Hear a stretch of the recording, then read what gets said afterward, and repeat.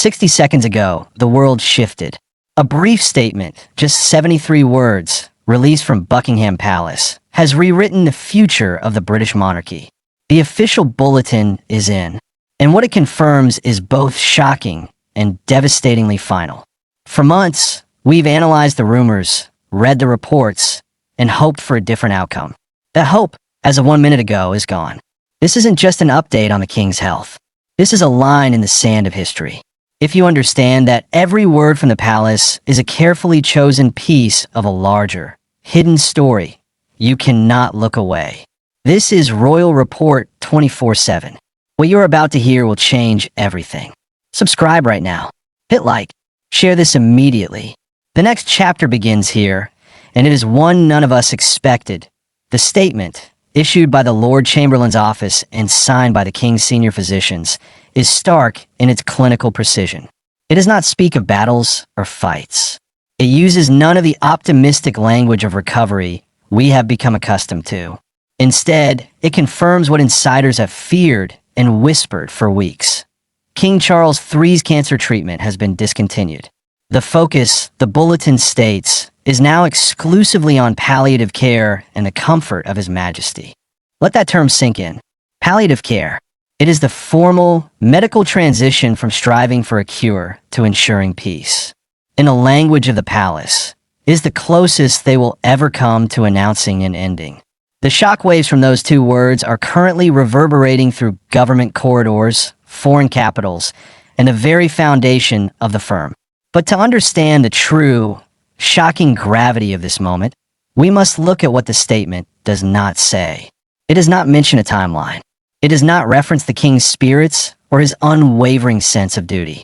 There is no promise of a return to duties, however light. This omission, according to a former palace communications secretary who spoke to Royal Report 24/7 on condition of anonymity, is the most telling detail of all. It is a curtain, they said, deliberately and respectfully drawn. The narrative is now one of closure, not of continuation. Our sources within the royal household describe an atmosphere of solemn, rehearsed calm. The planning for this contingency, we are told, has been underway in locked drawers and secure digital files for months. Yet, hearing the official confirmation has cast a profound, heavy silence over the palaces. Staff who have served the king for decades are described as being quietly devastated. This is not just the loss of a sovereign. For many, it is the loss of a man they believed would redefine the monarchy for a new age, a vision now tragically truncated. The constitutional machinery, however, does not pause for grief. The Accession Council, dormant for decades, is now being quietly activated in its preparatory stages. The seamless, immediate transfer of sovereign duties to the Prince of Wales, long planned under the codename Operation Menai Bridge, is now transitioning from theory to reality. William, we are told, was at his father's side when the final medical assessments were delivered. The burden that now passes to him is not just one of title, but of a crushing, immediate responsibility to steady an institution in the face of a monumental public loss. And here lies the second, deeply shocking layer of this update, its breathtaking speed. Just weeks ago, the king was pictured smiling, albeit thinner, at a church service.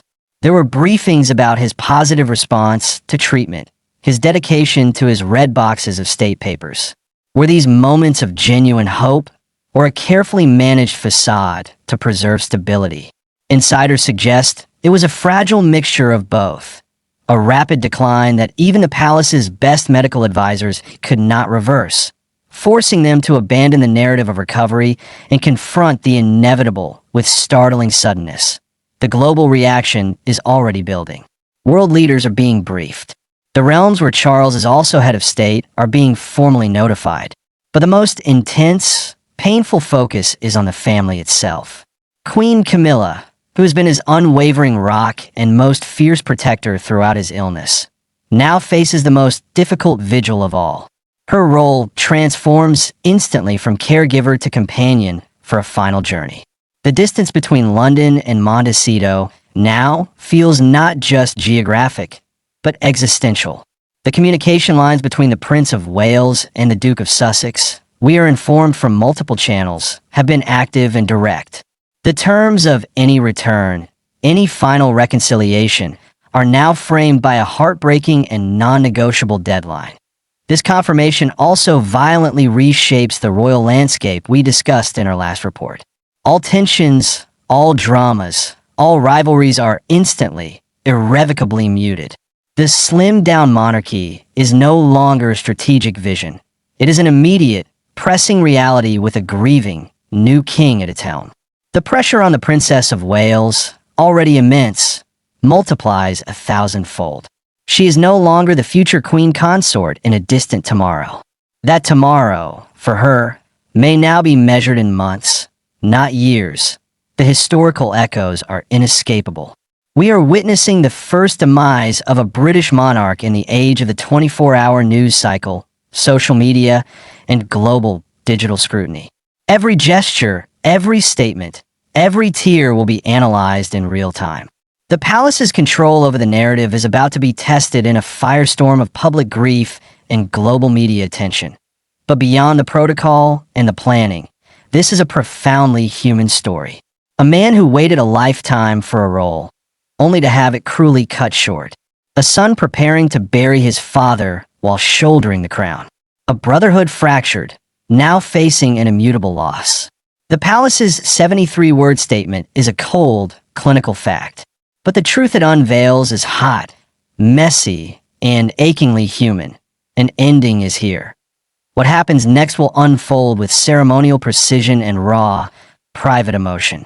We will see the bulletins grow more frequent. We will hear the plans for the lying-in state, the state funeral.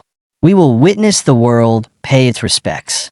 But through it all, Royal Report 24/7 will be focused on the story behind the story. The hidden tensions, the personal struggles, the immense weight of history pressing down on a family in their most private hour. This confirmation is not an end. It is a beginning of a new reign, of a new era of uncertainty, and of a final, sacred chapter for a king whose time came far too soon.